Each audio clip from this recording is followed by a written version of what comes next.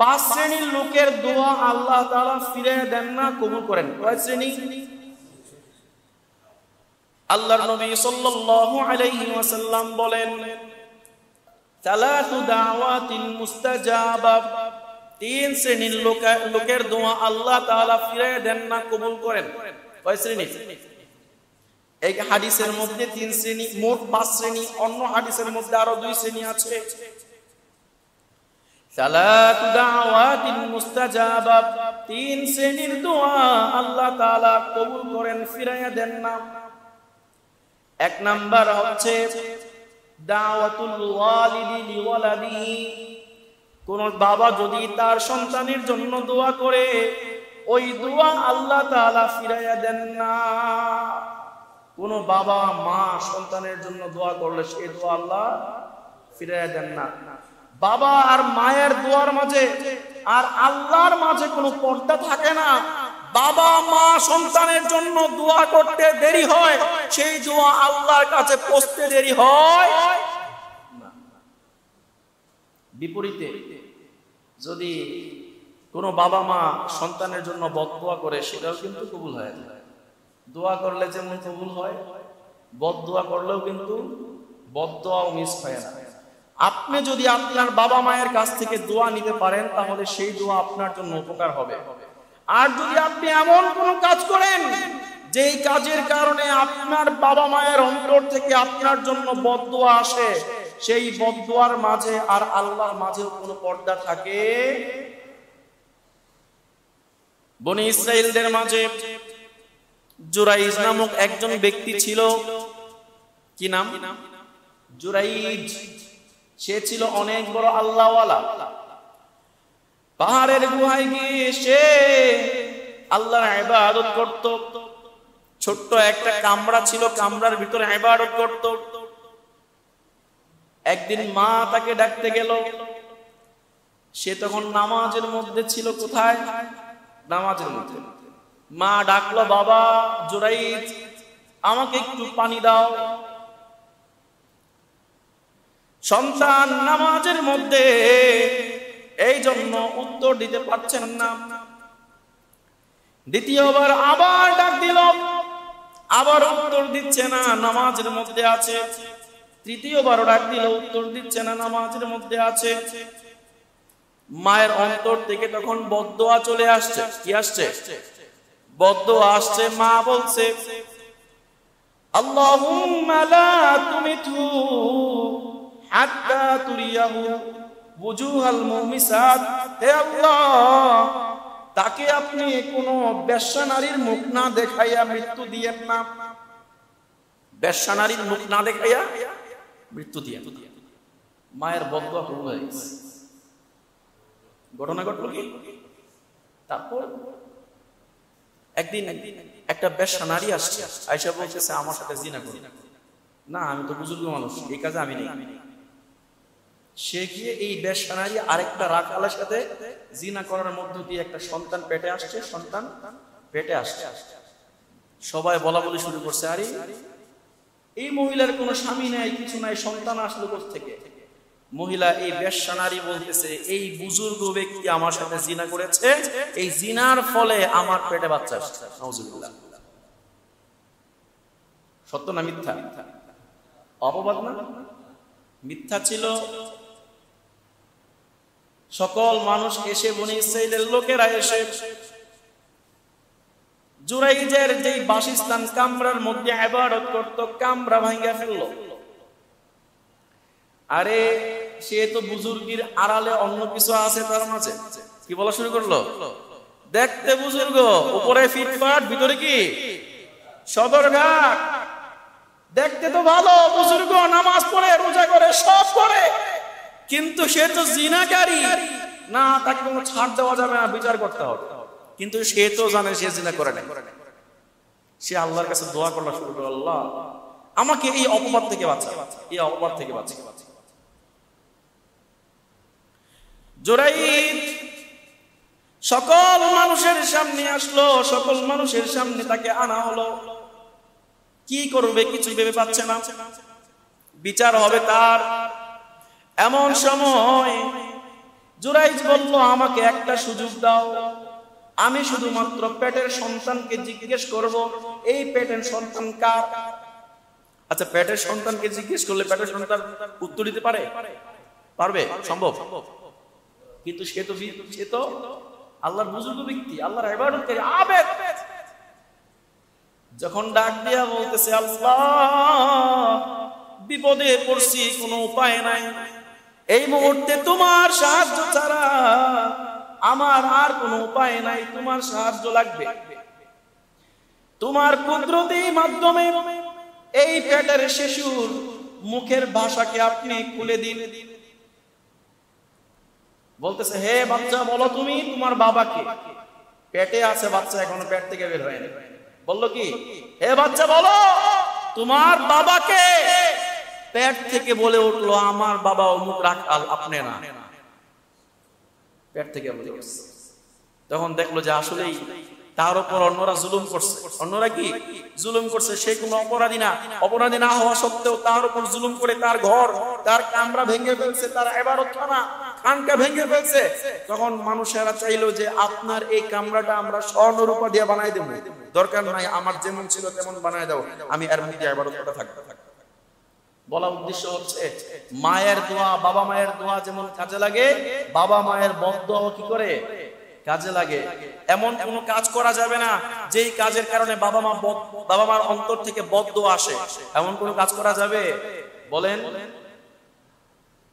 আল্লাহর নবী সাল্লাল্লাহু আলাইহি ওয়াসাল্লাম অন্য একটি হাদিসের মধ্যে বলেন, রিদার রাব্বি ফি রিদাল ওয়ালিদি ওয়া সাখাতুর রাব্বি ফি সাখাতিল ওয়ালিদি। সন্তানের প্রতি আল্লাহ কখন খুশি হন? সন্তানের প্রতি আল্লাহ তখন খুশি হন যখন সন্তান তার বাবা মায়ের কাছে ভালো থাকে। সন্তান যদি বাবা মায়ের খেদমত করে, বাবা মার কথা মতো চলে, তখন আল্লাহ তাআলা ওই সন্তানকে ভালোবাসেন। আর যদি কোন সন্তান বাবার মায়ের অবাধ্য হয়, বাবা মা বলতেছে একদিকে, সে চলে আরেক দিকে, তাহলে ওই সন্তানের প্রতি আল্লাহ নারাজ হয়ে যান, আল্লাহ নারাজ হন। এজন্যে বাবা মায়ের কথা মানা দরকার আছে না নাই? বাবা মায়ের দোয়া নিতে হবে, বদদোয়া থেকে বাঁচতে হবে। তো এক নাম্বার পাইলাম, বাবা মায়ের দোয়া আল্লাহ তাআলা ফিরাইয়া দেন না। এক নাম্বার কি? বাবা মায়ের দোয়া। দুই নাম্বার হচ্ছে মাজলুম ব্যক্তির দোয়া। মাজলুম মানে নিপীড়িত, নির্যাতিত ব্যক্তি, যার উপর জুলুম করা হয়, যার উপর নিপীড়ন করা হয়, যে ব্যক্তি জুলুমের শিকার হয়েছে, এমন ব্যক্তি যদি আল্লাহকে ডাক দেয়, ওই ব্যক্তির ডাকের মাঝে আর আল্লাহর মাঝে কোনো আড়াল থাকে না।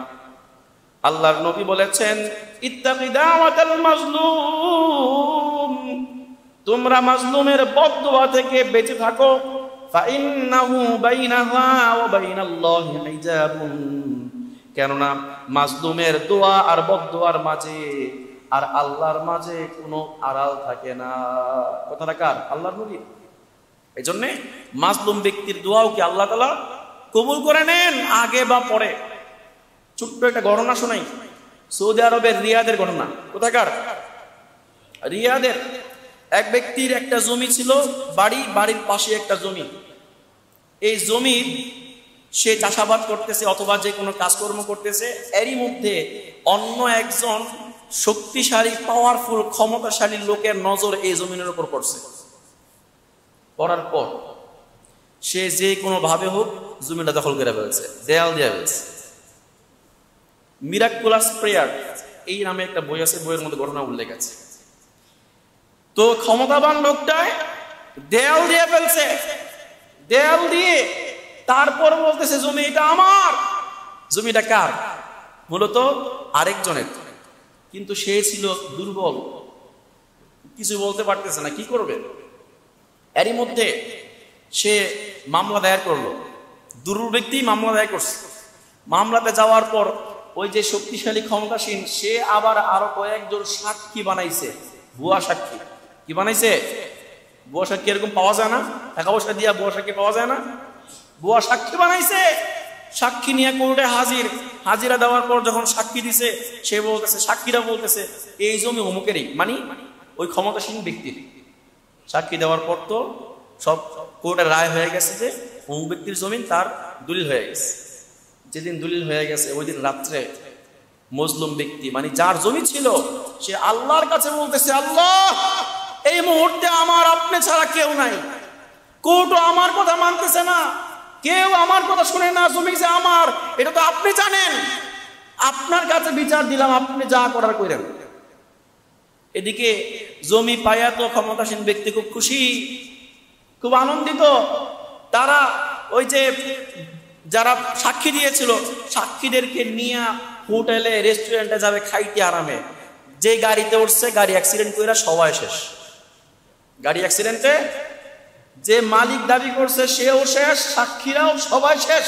শেষ হওয়ার পর সবাই মারা গিয়েছে।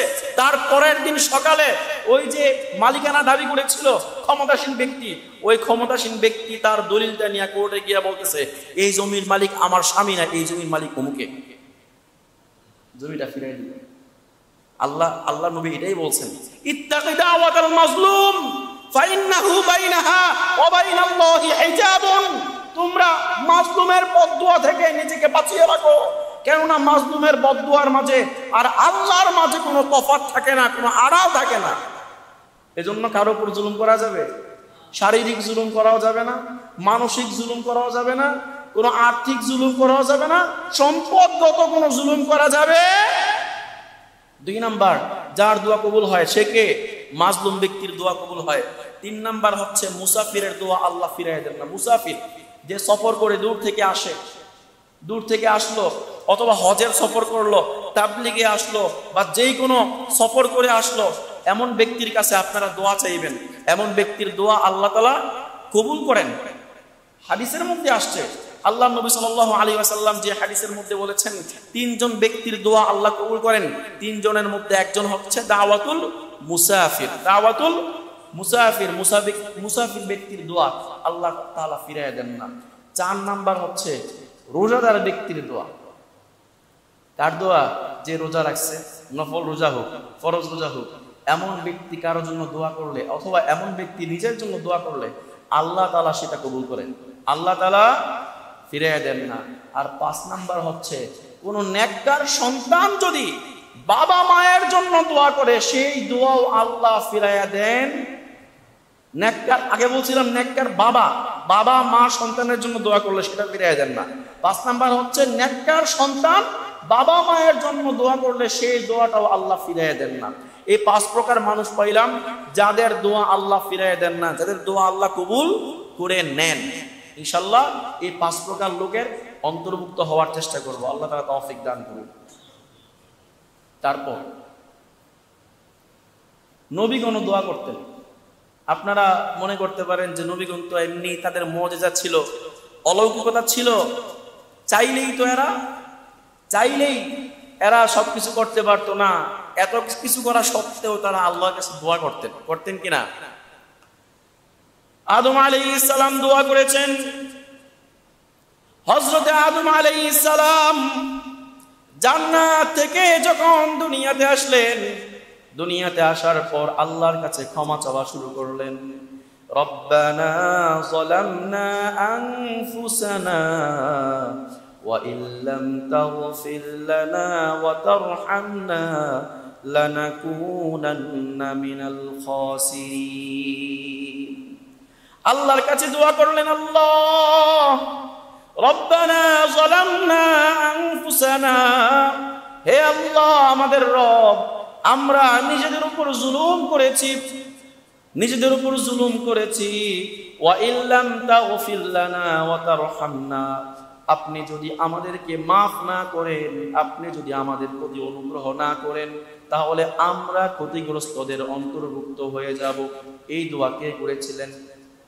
হযরত, বলেন সবাই, কে করেছিলেন? হযরত আদম আলাইহিস সালাম দোয়া করেছিলেন। এই আয়াতটা আল্লাহ তাআলা কুরআনুল কারীমের সূরা আরাফের 27 নম্বর আয়াতে উল্লেখ করে দিয়েছেন। উল্লেখ করার কারণ হচ্ছে আদম আলাইহিস সালাম যেমন অপরাধ করেছেন, মানে তার ভাষায় অপরাধ করেছেন, কিন্তু বান্দার মধ্যে, উম্মতে মুহাম্মদের মধ্যে এমন কেউ নাই যারা অপরাধ করবে না, আছে নাকি নাই? সবাই তো অপরাধী, অপরাধী কিনা? নবীগণ ছাড়া প্রত্যেকেই অপরাধ করে থাকে। তো এখানে বান্দা যেহেতু অপরাধ করবে, আদম আলাইহিস সালাম আল্লাহর কাছে যেই দোয়ার মাধ্যমে ক্ষমা চেয়েছিলেন, ক্ষমা পেয়েছেন। সেই দোয়াটা বলার মধ্য দিয়ে আল্লাহ বুঝাচ্ছেন, বান্দারে যখনই কোনো অপরাধ হয়ে যাবে, যখনই কোনো পাপ হয়ে যাবে, তখন সাথে সাথে এই দোয়াটা করে আমার কাছে দোয়া করবা, আমি তোমার সকল পাপগুলো মাফ করে দিব। গুনাহ মাফ করার একটা দোয়া। আর অনেকে আমরা কল্যাণ কামনা চাই, কল্যাণ কামনা করি, আমাদের সব ক্ষেত্রে কল্যাণ চাই, আমরা যেন দুনিয়া এবং আখিরাতে যেন লাভবান হতে পারি, সেই লাভটা চাই। লাভ চাইতে গেলে আরেকটা দোয়া আছে। আল্লাহর নবী সাল্লাল্লাহু আলাইহি ওয়াসাল্লাম আমাদেরকে দোয়া শিখিয়ে গিয়েছেন, রব্বানা আতিনা ফিদ দুনিয়া হাসানাতাও ওয়া ফিল আখিরাতি হাসানাতাও ওয়া কিনা আযাবান নার। আল্লাহ তাআলা বলেন, হে নবী আপনি বলুন, রব্বানা আতিনা ফিদ দুনিয়া হাসানা, হে আল্লাহ আমাদেরকে আপনি দুনিয়াতে কল্যাণ দান করুন, ওয়া ফিল আখিরাতি হাসানা, আমাদেরকে আখিরাতেও কল্যাণ দান করুন, ওয়া কিনা আযাবান নার, আমাদেরকে জাহান্নামের আযাব থেকে রক্ষা করুন। এই দোয়াটা আল্লাহ আমাদেরকে শিখিয়ে দিয়েছেন কিনা? দুনিয়াতেও আল্লাহ তাআলা আমাদেরকে কল্যাণ কামনা করতে বলেছেন।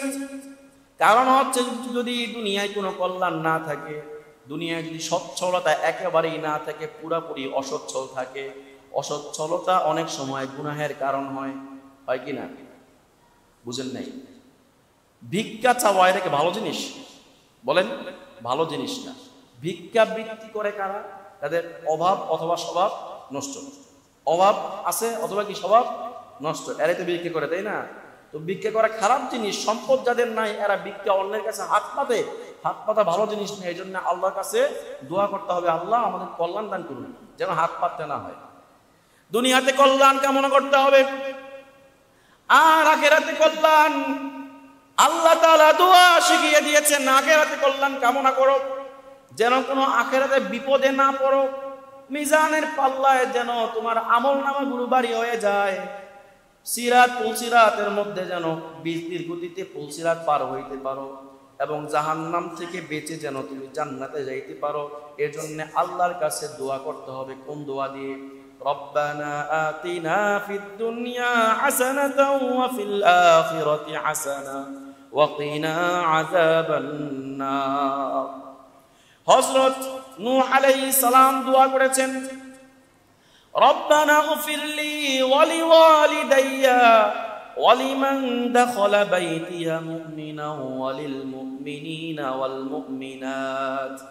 হযরত নূহ আলাইহিস সালাম আল্লাহর কাছে দোয়া করতেন, আল্লাহ আপনি আমার বাবা মাকে মাফ করে দিন। আদম আলাইহিস সালাম দোয়া করছেন কি? নিজের জন্য দোয়া করছেন, কারণ বাবা মা ছিল না। কিন্তু নূহ আলাইহিস সালাম দোয়া করছেন, আল্লাহ বাবা মাকে মাফ করে দিন। রব্বানা গফিরলি, প্রথমে আমাকে মাফ করুন, আমার বাবা মাকে মাফ করুন, মুমিন যারা আছে সবাইকে মাফ করুন। এমনকি তিনি তখন মসজিদে বসা ছিলেন, আর বললেন, আমার মসজিদে যারা এখানে উপস্থিত, মসজিদে যারা উপস্থিত হয়েছে সকলকে আপনি মাফ করে দিন। মসজিদে যারা উপস্থিত হয়েছে সকলকে মাফ করে দিন। এই আয়াতের তাফসিরে মুফাসসিরিনগণ বলেছেন, হযরত নূহ আলাইহিস সালাম যে মসজিদে উপস্থিত ব্যক্তিদের জন্য দোয়া করেছেন, যারা নিয়মিত 5 ওয়াক্ত মসজিদে এসে নামাজ আদায় করবে এবং বেশি বেশি মসজিদে আনাগোনা করবে, হযরত নূহ আলাইহিস সালামের দোয়াটা ওদের ক্ষেত্রেও কাজে লাগবে। বুঝতে পেরেছেন? তাই না, শুধু তাই নয়, সকল নবী দোয়া করেছেন। ইব্রাহিম আলাইহিস সালাম 86 বছর পর্যন্ত কোনো সন্তান নাই, দোয়া করেছেন কার কাছে? বলেন, কার কাছে? আল্লাহর কাছে দোয়া করেছেন। তিনি বলেছেন, রব্বি হাবলি মিনাস সলিহিন, হে আল্লাহ আমাকে আপনার পক্ষ থেকে একটা নেককার সন্তান দান করুন। সন্তান চেয়েছেন কার কাছে? কথা বলেন না যে? সন্তান চেয়েছেন কার কাছে? আল্লাহর কাছে। হযরত ইব্রাহিম আলাইহিস সালাম, যিনি খলিলুল্লাহ ছিলেন, আল্লাহর প্রিয় বন্ধু, তিনি আল্লাহর কাছে সন্তান চেয়েছেন, অন্য কারো কাছে সন্তান চান নাই। তো আমরা যদি সন্তান কামনা করি, সন্তান চাই, তাহলে কার কাছে চাইব? কার কাছে চাইব? নাকি ওই সিলেটের দিকে দৌড় দিব? সিলেটের দিকে দৌড় দিব নাকি চট্টগ্রামের দিকে? চট্টগ্রামের দিকে দৌড় দেওয়া লাগবে না, সিলেটের দিকে দৌড় দেওয়া লাগবে না। কোনো দিকে দৌড় না দিয়ে হেঁটে হেঁটে মসজিদে আসুন, নামাজ পড়ুন, আল্লাহর কাছে দোয়া করুন। আল্লাহর কাছে বলবেন, রব্বি হাবিলি মিনাস সলিহিন, হে আল্লাহ, আপনার পক্ষ থেকে আমাকে একটা নেককার সন্তান দান করুন। এই দোয়াটা করবেন, সন্তান দেন কে? আল্লাহ আপনাকে দিয়ে দিবেন। কিন্তু কোনো মাজারে গেলে কিন্তু সন্তান পাবেন না, বরং সন্তান তো পাবেনই না, বরং ঈমানটা ওখানে দিয়ে আসবেন।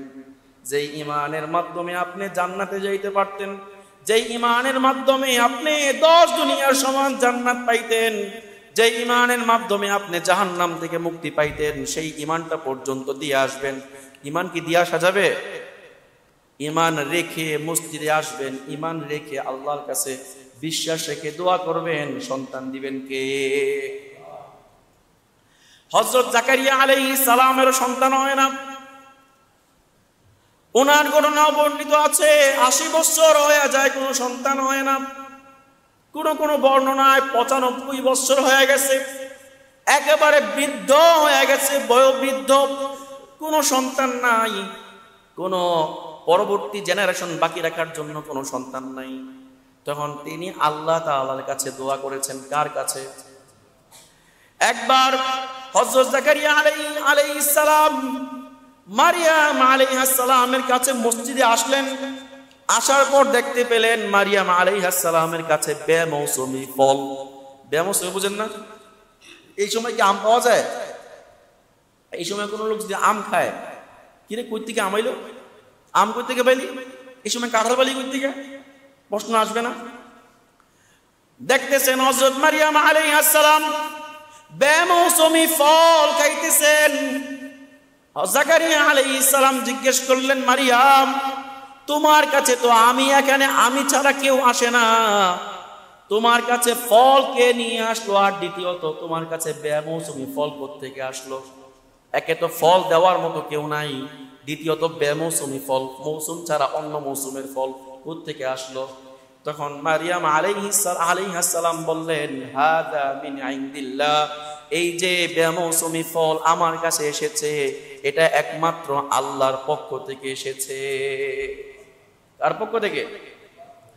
জাকারিয়া আলাইহিস সালাম চিন্তা করলেন, আল্লাহ তাআলা যদি মারিয়ামকে বেমৌসুমি ফল দিতে পারেন, তাহলে আমার তো বয়স 95 হয়ে গেছে, সন্তান ধারণের সময় না, মৌসুম নাই। আল্লাহ চাইলে তো আমার এই মৌসুমেও সন্তান দিতে পারেন কিনা? 95 বছর বয়সে সাধারণত সন্তান কারো হয়? হ্যাঁ, 95 বছর বয়স স্বামীর হইলে স্ত্রীর মিনিমাম 80 ধরেন। 80 বছর বয়সে আমাদের এই উপমহাদেশের মধ্যেও আছে 80 বছর, 85 বছর, 90 বছর বয়সে সন্তান দেয় নাই। তবে একটা জাতি আছে, উপজাতি, বলেন তো কোন জায়গায়? পাকিস্তানের হুঞ্জা উপজাতি। কি উপজাতি? হুঞ্জা উপজাতি। ওই হুঞ্জা উপজাতির ইতিহাসটা একটু বলি ছোট করে।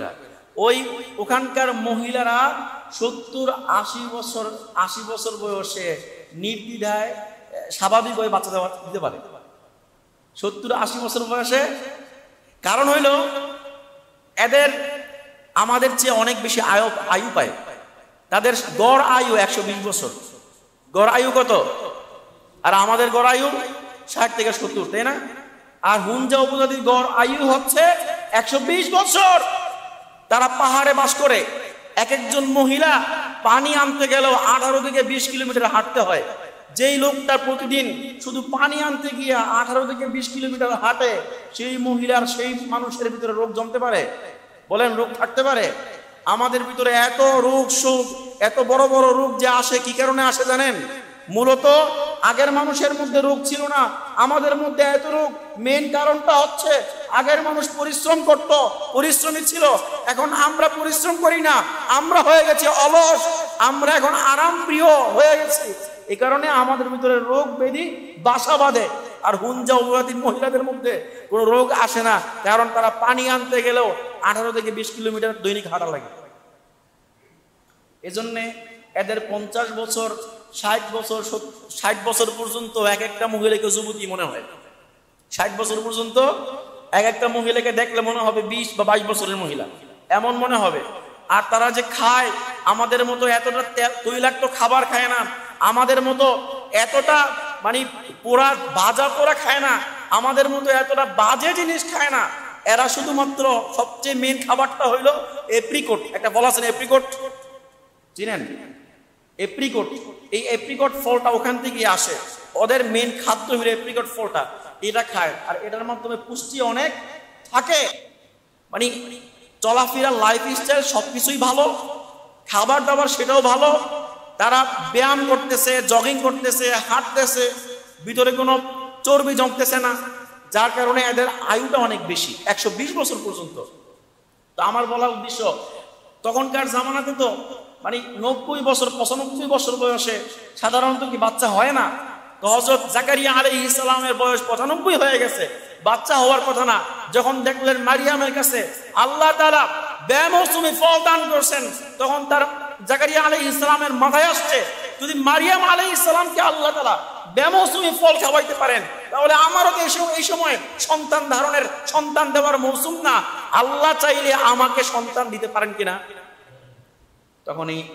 তখনই হযরত জাকারিয়া আলাইহিস সালাম দোয়া করলেন, আল্লাহর কাছে দোয়া করলেন।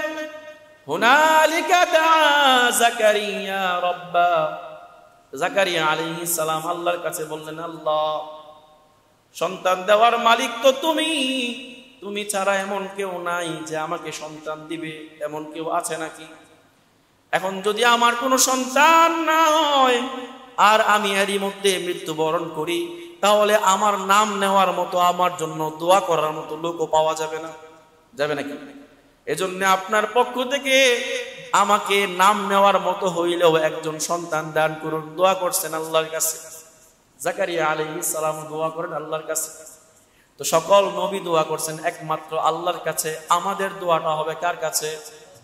আল্লাহর কাছে। যে কোনো সমস্যা, যে কোনো বিপদ, যে কোনো ঝামেলার মধ্যে দোয়া করতে হবে কার কাছে? আল্লাহর কাছে। দোয়ার কত পাওয়া সেটা জানলে তো অবাক হবে। আচ্ছা, এখন আমরা বলি যে দোয়া আমরা কেন করি না? দোয়া না করার মেন 3টা কারণ। আল্লাহর কাছে চাই না, বা আমরা যে আল্লাহর কাছে চাইতে চাই না বা চাই না, এর মেন কারণ কয়টা? 3টা কারণে চাই না। 1 নাম্বার হইল আল্লাহর প্রতি আমাদের তাওয়াক্কুল কম, ভরসা কম। আল্লাহ যে দিবেন এই ভরসাটা আমাদের এখন নাই। এই যে অনেকে বলবে যে হুজুর দোয়া তো করি, দেয় না তো আল্লাহ। দিবে তো আল্লাহ, আগে বা পরে দেয় না। বলছিলাম না গত সপ্তাহে যে আল্লাহ তাআলা প্রত্যেকটা দোয়া কবুল করেন 3 পদ্ধতিতে। একটা হইলো কি, তাৎক্ষণিক দিয়ে দেন। 2 নম্বর হইলো তাৎক্ষণিক দেন না, পরবর্তীতে যখন প্রয়োজন হয় তখন দেন। 3 নম্বর হইলো যখন যে আপনার কোনো বিপদ সামনে আছে, বিপদটাকে আপনার দোয়ার মাধ্যমে দূর করে দেন। তো আল্লাহ তাআলা প্রত্যেকটা দোয়া কবুল করেন, কিন্তু 3 পদ্ধতিতে। আমরা যে দোয়া করি না, কি কারণে? 3টা কারণে দোয়া করি না। 1 নম্বর হচ্ছে যে আল্লাহর প্রতি আমাদের বিশ্বাস কম, আমাদের বিশ্বাসটা কম, আল্লাহর প্রতি আমাদের তাওয়াক্কুল, ভরসা কম। আল্লাহ যে দিবেন সেই ভরসা আমাদের মাঝে নাই, এজন্য আমরা দোয়া করতে চাই না। 2 নম্বর কারণ, দোয়ার যে কি বিস্ময়কর ক্ষমতা, সেই ক্ষমতা সম্পর্কে আমাদের ধারণা কম। দোয়া যে কি করতে পারে, সব কিছুকে উলট পালট করে দিতে পারে, আমাদের মাঝে সেই বিশ্বাসটা, সেই অনুভূতিটা আমাদের মাঝে নাই। এজন্য আমরা আল্লাহর কাছে দোয়া করতে চাই না। দোয়ার কি ক্ষমতা, আমি ছোট্ট করে একটা উদাহরণ দিচ্ছি। ইরানের একজন, পাকিস্তানের একজন ডাক্তার, নাম তার সাইদ, আবু সাইদ। কি নাম? ডাক্তার আবু সাইদ। খেয়াল করে শুনবেন ঘটনাটা। আবু সাইদ সে ক্যান্সার নিয়ে গবেষণা করছে, নতুন প্রজাতির ক্যান্সার নিয়ে। এমন ক্যান্সার নিয়ে গবেষণা করছে যে গবেষণাটা এর আগে কেউ করে নাই, নতুন প্রজাতির ক্যান্সার নিয়ে। তাকে ডাকা হইলো অস্ট্রেলিয়াতে, তাকে পুরস্কার দেওয়া হবে, নোবেল দেওয়া হবে, এর জন্য নোবেল দেওয়া হবে। তো একদিনের মধ্যেই পরের দিনই তার নোবেল দেওয়ার অনুষ্ঠান, নোবেল অনুষ্ঠান হবে, আগের দিন তার যাইতে হবে। যাওয়ার পথে যাইবেন, যখন বিমানে উঠছেন 1 ঘন্টা চলার পর ইরানে গেছে, এরই মধ্যে বিমানটা সমস্যা দেখা দিছে, বিমান ল্যান্ড করতে বাধ্য হয়েছে। ইরানে যাওয়ার পর খেয়াল করবেন কাহিনীটা, ইরানে যাওয়ার পর বিমানটা ল্যান্ড করছে, ল্যান্ড করে থেমে গেছে। চিন্তা করলেন, আরে এই সময়ের মধ্যে আর মাত্র 8 থেকে 9 ঘন্টা আছে, 9 ঘন্টার মধ্যে যেতে পারলে আমি তো পুরস্কারটা পাবো, নয়তো পাবো না। টেনশনে পড়ে গেছেন। সাথে সাথে বিমান থেকে নেমে পরামর্শ করলেন কি করা যায়, আরেকজনকে সাথে নিয়ে আরেকজন পরামর্শ দিল, এখান থেকে 4 ঘন্টা দূরত্বে আরেকটা আছে, এই বিমান এয়ারপোর্ট আছে, সেখানে গিয়ে আপনি বিমানে উঠতে পারবেন। তিনি আরেকটা দ্রুতগামী গাড়ি নিলেন, গাড়ি নিয়ে উঠলেন যে 4 ঘন্টার মধ্যে যেভাবেই হোক সেই এয়ারপোর্টে আমার পৌঁছতে হবে। গাড়িতে উঠছেন, যাইতেছেন, হঠাৎ করে ঝড় বৃষ্টি শুরু হয়ে গেছে। ঝড় বৃষ্টি এত পরিমাণ ঝড় বৃষ্টি যে সামনে আগানোর মতো ক্ষমতা নাই। ড্রাইভারকে বারবার বলতেছে আপনি একটু যান, না ভাই যাওয়ার সম্ভব না। বিভিন্ন ভাবে দেখা যায় গাছপালা পইরা রাস্তা বন্ধ হয়ে গেছে। তখন চিন্তা করলেন, আরে নিজের যান বাঁচানো আগে ফরজ, নোবেল পরে, আগে যান বাঁচাই, ঠিক না? যান বাঁচানোর জন্য গাড়ি থেকে নাইমা দৌড়ে একটা বাড়িতে গিয়ে উঠছে। ওই বাড়িতে বাস করতো একটা মুরব্বী। কে বাস করতো? একটা মুরব্বী আর তার ছোট্ট এক নাতি। করাঘাত করলেন, কে আছেন ঘরে? বিপদে পড়ে গেছে, আমাদেরকে একটু জায়গা দেন। বলেন অবশ্যই আসেন, বিপদে পড়ছেন, আশ্রয়স্থল এখানে আছে, আসেন। গেলেন, যাওয়ার পর বলতেছেন আপনারা একটু বসেন, আপনাদের জন্য নাস্তা রেডি করি। নাস্তা আনতে গিয়া দেখে একটা বাচ্চা কান্না করতেছে, বাচ্চার আওয়াজ। কিছুক্ষণ আস্তে আস্তে বাচ্চারা কান্না করতেছিল, তারপরে দেখা যায় বাচ্চার আওয়াজটা অনেক বাইরে গেছে। তখন বৃদ্ধ মহিলাকে জিজ্ঞেস করলেন ডাক্তার আবু সাইদ, যে আপনার একটা বাচ্চা কান্না করতেছে, বাচ্চাটা কে? বলল যে এই বাচ্চাটা আমার নাতি। বাচ্চাটা কে? আমার নাতি। কান্না করতেছে কেন? ওই বলল না যে আমার ছেলে আর আমার বৌমা বিদেশে চাকরি করত, তারা বিমান দিয়ে যাওয়ার পথে বিমান দুর্ঘটনায় দুজন মারা গেছে। এখন আমার দেখার মতো আর কেউ নাই, আমার আর কোনো আশ্রয়স্থল নাই। আর তার এই ছেলেটা, মানে আমার নাতিটাকে সে রেখে গেছে, কিন্তু আমার নাতিটাও একটা বিরল রোগে আক্রান্ত। ডাক্তাররা বলছে এই রোগের নাকি কোনো চিকিৎসা ইরানের মধ্যে নাই, এবং শুধু পাকিস্তানের একজন ডাক্তারই আছে যেই ডাক্তার এই চিকিৎসা করতে পারে, এছাড়া আর কারো কাছে এই চিকিৎসা নাই। তো আমি ওই ডাক্তারের কাছে কিভাবে যাব? আমার কাছে ভিসা নাই, টাকা পয়সাও তেমন নাই, তারপরে ওই ডাক্তারের সন্ধানও আমার জানা নাই, আমি যাব কি করে? কিন্তু আল্লাহর কাছে আমি দোয়া করতেছি, আল্লাহ যেন আমার ওই ডাক্তারের কাছে পৌঁছার ব্যবস্থা করে দেয়। আল্লাহ যেন ওই ডাক্তারের কাছে আমারে পৌঁছানোর ব্যবস্থা করে দাও। প্রত্যেক নামাজের পর আমি দোয়া করি, আল্লাহ যেন পৌঁছায় দেয়। ডাক্তার জিজ্ঞেস করলো ওই ডাক্তারের নাম কি? ডাক্তারের নাম অন্য ডাক্তাররা বলছে ওই ডাক্তারের নাম নাকি আবু সাইদ। ডাক্তারের নাম কি? ডাক্তারের নাম নাকি আবু সাইদ। বৃদ্ধ মা, আপনি আমি আবারও জিজ্ঞেস করতেছি ওই ডাক্তারের নাম কি আবু সাইদ? হ্যাঁ ওই ডাক্তারের নাম আবু সাইদ। আবারও বলেন ওই ডাক্তারের নাম কি আবু সাইদ? হ্যাঁ আবু সাইদ, ওর বাড়ি পাকিস্তান। তখন কান্না শুরু করেছিলেন ডাক্তার। আবু সাইদ কান্না শুরু করছেন আর বলতেছেন, বুড়িমা আপনি শুনেন, আমি এতক্ষণে আমার কাছে ক্লিয়ার হয়েছে কেন আমার নোবেল বিজয় অর্জন করার পথে বিমানে ওঠার পরে বিমান সমস্যা হইল। আমি বিমান থেকে নেমে গেলাম, গাড়িতে যাওয়া শুরু করলাম, 4 ঘন্টার পথ, মাঝখানে আমি আটকে গেলাম। আপনার এখানে অসংখ্য বাড়ি আছে, কোনো বাড়িতে না গিয়ে আপনার বাড়িতে কেন উঠলাম, আমাকে কেন আল্লাহ তাআলা নিয়ে আসছে সেটা আমি বুঝছি। যে হে মুরব্বী মহিলা, হে বৃদ্ধ মা, আপনি খেয়াল করে দেখেন, আপনি যে আল্লাহর কাছে দোয়া করছিলেন সেই দোয়া আল্লাহ বিফলে দেন নাই, সেই দোয়া আল্লাহ কবুল কইরা আমি ডাক্তার আবু সাইদকে আপনার কাছে নিয়ে আসছে। দোয়ার পাওয়ার আছে। দোয়ার কি আছে? পাওয়ার আছে। সেই পাওয়ারটা তাওয়াক্কুল আল্লাহর উপর রাখতে হবে। সেই তাওয়াক্কুলটা রেখে যদি আল্লাহর কাছে আমরা দোয়া করি, তাহলে সেই দোয়া আল্লাহ ফিরাইয়া দিবেন না। ফিরাইয়া দিবেন নাকি? ফিরাই দিবেন না, অবশ্যই আল্লাহ কবুল করবেন যদি তাওয়াক্কুল অন্তরে থাকে। তো 1 নাম্বার তাওয়াক্কুল লাগবে। তাওয়াক্কুল নাই, এই কারণে কি আমরা আল্লাহর কাছে দোয়া করতে চাই না। 2 নাম্বার বলছিলাম দোয়ার কি পাওয়ার, সেই পাওয়ারের প্রতি আমাদের কোনো বিশ্বাস নাই। এজন্য দোয়া করি না। আর 3 নাম্বার দোয়া না করার কারণ হচ্ছে আমরা বাঙালি বা আমরা মানুষ নগদে বিশ্বাসী। কিসে বিশ্বাসী? নগদে বিশ্বাসী, বাকিতে আমরা বিশ্বাসী না। দোয়া করলাম, আল্লাহ এই তাৎক্ষণিক দোয়াটা কবুল না হইলে আমরা মনে করি দূর, দোয়া আমার লাভ হয় না, দোয়া করে কি হয়, দোয়া করে কিছুই হয় না। এইটা আমরা মনে করি নগদে পাই না, এই জন্য দোয়া কবুল হয় না মনে করি। আল্লাহ তাআলা প্রত্যেকটা দোয়া কবুল করেন, নগদে হোক অথবা বাকিতে হোক দোয়া কবুল করেন। দেখেন আল্লাহ তাআলার কাছে একটা সিস্টেম আছে, প্রত্যেকটা জিনিস একটা মেকানিজম আছে। প্রত্যেকটা জিনিস আল্লাহ দোয়া কবুল করার ক্ষেত্রে হোক, সব ক্ষেত্রে হোক, সিস্টেমেটিক ভাবে আল্লাহ তাআলা সেটা করে থাকেন। আচ্ছা, আল্লাহ তাআলা চাইলে কি আসমান জমিন সব কিছু কোন হও বললে কি হয়ে যেত না? কি বলেন? কোন বললে কি হয়ে যেত না?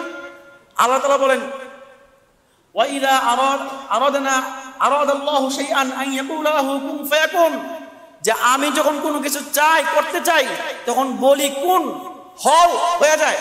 তো আল্লাহ চাইলেই কিন্তু কোন বললে আসমান জমিন সব সৃষ্টি হয়ে যেত, কিন্তু আল্লাহ তাআলা কোন না বলে 6 দিনে সৃষ্টি করছেন আসমান জমিনকে। কয় দিনে? তো 6 দিনে কেন সৃষ্টি করছেন? কারণ আল্লাহর একটা ধারাবাহিকতা আছে। আল্লাহ কি আছে? ধারাবাহিকতা আছে। দেখেন একটা বাচ্চা জন্মগ্রহণ করার সময় কি হয়? প্রথমে মায়ের পেটে আসে, মায়ের পেট থেকে 10 মাস থাকার পরে ভূমিষ্ঠ হয়। এই যে একটা প্রসেসটা কেন? আল্লাহ চাইলে কি কোন বলার মাধ্যমে অনস্তিত্ব থেকে অস্তিত্বে আনতে পারতেন না? আনতে পারতেন কিনা? তারপরেও আল্লাহ তাআলা এত সময় নেন, কারণ আল্লাহর কি একটা ধারাবাহিকতা আছে। আল্লাহ তাআলা প্রত্যেকটা ক্ষেত্রে ধারাবাহিকতা বজায় রাখেন, হুট করে কিছু করেন না। এজন্য আপনি যে দোয়াগুলো করেন, সেই দোয়াগুলো কখন আপনার জন্য উপযোগী, কখন আপনার দরকার, সেটা আপনার চেয়ে আল্লাহ ভালো জানেন কিনা। এজন্য যখন আপনার প্রয়োজন হয় তখনই আল্লাহ তাআলা আপনাকে দান করেন। দোয়া বাকি রাখতে হবে, দোয়া অব্যাহত রাখতে হবে। দোয়া যদি আমরা মনে করি যে দোয়া আমার কবুল হয় না, আর মনে হবে না, দোয়া ছেড়ে দেই, তাহলে কিন্তু হবে না। দোয়া অব্যাহত রাখতে হবে, যে কোনো একদিন আল্লাহ কবুল করে নিতে পারে। কয়েকটা দোয়া শিখবো আমরা। এই দোয়াগুলো, সময় কম, এই দোয়াগুলো অনেকে বলে যে হুজুর সন্তানাদি পোলাপান তারা কথা শোনে না, কি আমল আছে যে আমল করলে কথা শুনবো? অনেকে এগুলো বলে না, পোলাপান কথা শোনে না, কি আমল আছে যে আমল করলে পোলাপান কথা শুনবো? হ্যাঁ, আমল আল্লাহ তাআলা কোরআনে দিয়ে রাখছেন। সেই আমলটা হচ্ছে আল্লাহ তাআলা একটা আয়াত বলছেন, একটা দোয়া শিখিয়ে দিয়েছেন, যেই দোয়াটার মধ্যে এই দোয়াটা কেউ করলে আল্লাহ তাআলা ওই সন্তানদেরকে এবং অধীনস্থ যারা আছে সবাইকে অনুগত বানায় দেন। সেই দোয়াটা হচ্ছে রব্বানা হাব লানা মিন আজওয়াজিনা ওয়া যুররিয়াতিনা কুররাতা আ'য়ুন ওয়াজআলনা লিল মুত্তাকিনা ইমামা। আমরা প্রায় সময় এই দোয়াটা করি না? এর অর্থ কি? রব্বানা হাব লানা মিন আজওয়াজিনা ওয়া যুররিয়াতিনা কুররাতা আ'য়ুন, হে আমাদের রব, আমাদের সন্তান, আমাদের স্ত্রী পুত্র যারা আছে সবাইকে আমার জন্য চোখের শীতলতা বানান। কি দোয়া? চোখের শীতলতা, মানে এমন বানায় দেন যেন দেখলেই চোখ ঠান্ডা হয়ে যায়। এখন যদি এমন হয় সন্তানরা আপনার অবাধ্য, সন্তানরা কি আপনার অবাধ্য, এদেরকে দেখলে, অবাধ্য সন্তানকে দেখলে চোখ শীতল হয় না, রাগ ওঠে, তার মানে আপনি আল্লাহর কাছে দোয়া করছেন, আল্লাহ আপনি এদেরকে আমার বাধ্যগত সন্তান বানায় দেন, আমার স্ত্রীকে আমার বাধ্যগত বানায় দেন, যেন তারা অন্যদিকে মুখ না নেয়, তারা যেন আমার অবাধ্য না হয়, এমন বানায় দেন। ওয়াজআলনা লিল মুত্তাকিনা ইমামা, আল্লাহ মুত্তাকি যারা আছে, মুমিন যারা আছে, আমার অধীনে যারা আছে, এদের জন্য আমাকে নেতা বানায় দেন। দোয়া করতে হবে কি? এদের জন্য আমাকে নেতা বানায় দেন। ঘরের মধ্যে যে ঘরের পুরুষ থাকে সে হয় ঘরের নেতা, ঘরের কি হয়? কিন্তু এখন ঘরের বউ হয় ঘরের চেয়ারম্যান, আর জামাই হয় মেম্বার, নাকি? আমার ঘরে আমি মেম্বার, আমার বউ চেয়ারম্যান। ঘরের জামাই হয় ঘরের মেম্বার, বউ হয় কি শহীদার হয়, ওই যে পিছনে ব্যাগ লয়ে হাঁটে, আর জামাই কি বউ সামনে দিয়ে হাঁটে, শহীদার হয়, আর বউ হয় চেয়ারম্যান। এগুলো হওয়া যাবে না। বউ একটা চেইন সিস্টেম আছে, সিস্টেম আছে সবকিছুর মধ্যে। বউ থাকবে স্বামীর অধীনে, বউ থাকবে কি স্বামীর অধীনে, স্বামী বউয়ের অধীনে না। এখন যদি আমি মহিলাদেরকে বলছি, আপনি যদি আপনার স্বামীকে আপনার গোলাম বানায় রাখেন, মনে রাখবেন আপনি কিন্তু গোলামের বউ। আপনি কার বউ? আর আপনি যদি আপনার স্বামীকে রাজা বানায় রাখেন তাহলে আপনি রানী। এখন আপনি সিদ্ধান্ত নেন, আপনি কি রানী হবেন নাকি গোলামের বউ হবেন? কি হইতে হবে? যদি রানী হইতে চায় তাহলে অবশ্যই স্বামীকে রাজা বানায় রাখতে হবে, তাই না? রাজার অবস্থান দিতে হবে। আর যদি গোলামের বউ হইতে চায় তাহলে জামাইয়ের গোলাম বানায় রাখবো, গোলামের বউ। ঠিক আছে? এজন্য আমরা দোয়া করব কি, ওয়াজআলনা লিল মুত্তাকিনা ইমামা। হে আল্লাহ, এই যে অধীনস্থ যারা আছে মুত্তাকি, এদের জন্য আমাকে নেতা বানান। মানে ঘরের মধ্যে নেতা হবে কে? পুরুষ। তার কথা অনুযায়ী, তার পরামর্শ অনুযায়ী, তার সিদ্ধান্ত অনুযায়ী ঘরের সবাই চলবে, ঠিক কিনা? এজন্য আমরা যাদের সন্তানাদি কথা শোনে না, এদের জন্য এই দোয়াটা, রব্বানা হাবলানা মিন আজওয়াজিনা ওয়া যুররিয়াতিনা কুররাতা আয়ুন ওয়াজআলনা লিল মুত্তাকিনা ইমামা। এই দোয়াটা ইনশাআল্লাহ সব সময় জারি রাখবো, করব। আর যাদের সন্তান হয় না তাদের জন্য দোয়া কি, রব্বি হাবলি মিনাস সলিহিন, রব্বি হাবলি মিনাস সলিহিন। এই দোয়াটা বেশি বেশি ইনশাআল্লাহ পাঠ করব।